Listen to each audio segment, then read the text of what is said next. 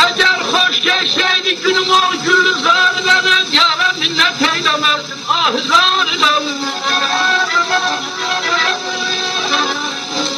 Eğer hoş geçseydi günüm ol gül zalimenin, yâre minnet eylemezdim aman.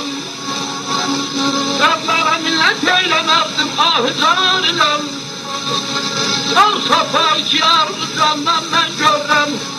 Onu değişmeden dünyada 100.000 bahar ile telaşı da layık değilim.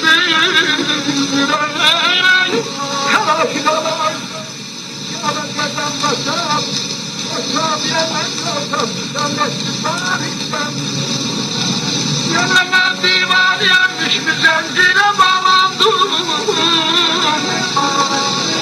Yâre divan yenmiş mi zincire bağlandım, kalay beni imtihan edin, zindan ile atalar doğru demiştim. Aşık meşhule ile kanlı alemde, düşük kaşı zer eyan ile eşk ehli tabiat öz imtihan ededim. Yusuf'u zindandan mansur ettiler.